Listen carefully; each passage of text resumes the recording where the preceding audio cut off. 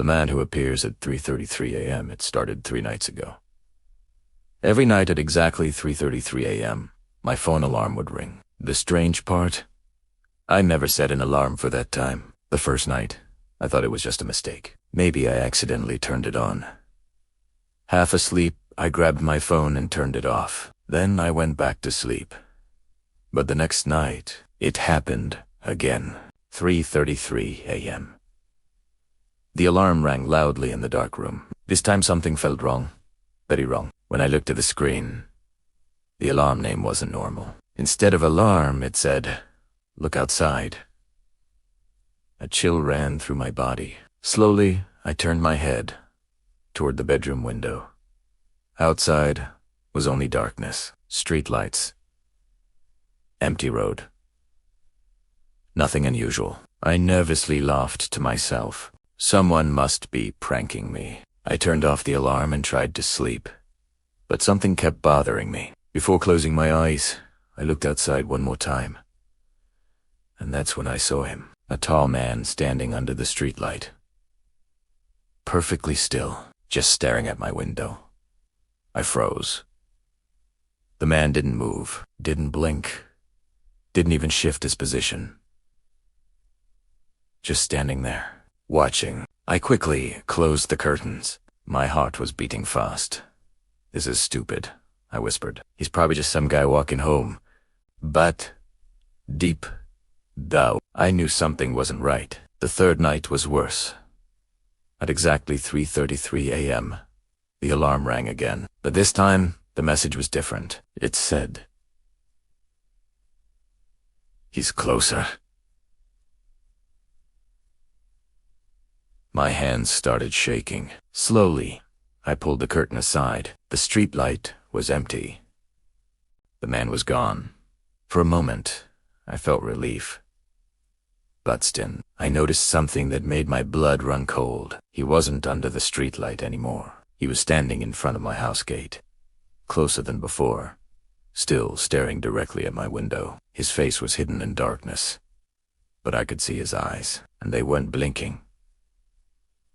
The fourth night, I didn't sleep at all. I waited for 3:33 a.m.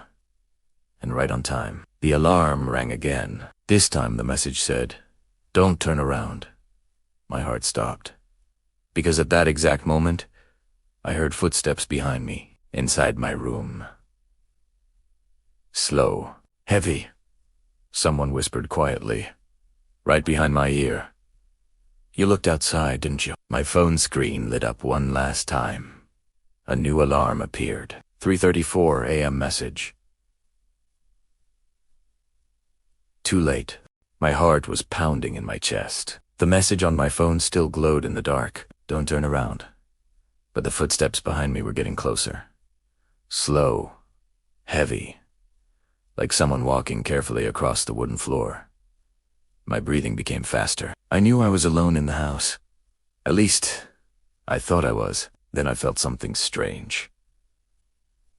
A cold breath on the back of my neck. Primera fros? My phone buzzed again. Another notification appeared. A new alarm. 3:34 a.m. The message said, "He's right behind you." My hands started shaking badly. Every instinct in my body was telling me to run. But my legs wouldn't move. The room was completely silent now. No more footsteps. No breathing. Nothing.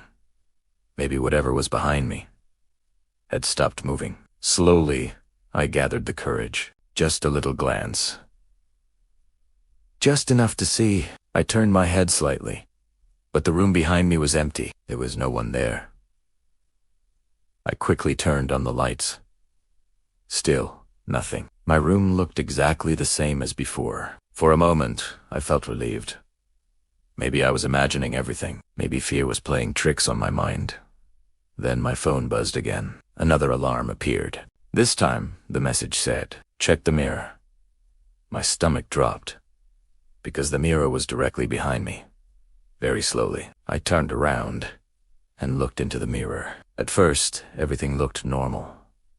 My room, my bed, my desk, and me standing there holding my phone.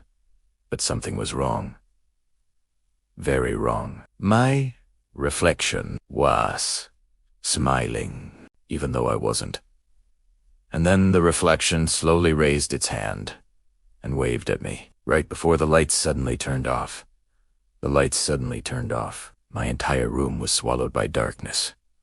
My phone screen was the only light left. Its pale glow barely lit the room. I quickly looked back at the mirror, but now I couldn't see my reflection anymore. The glass looked completely black, like something was blocking it from the other side. My phone buzzed again. Another alarm appeared. 3:35 a.m., the message said. He's inside now.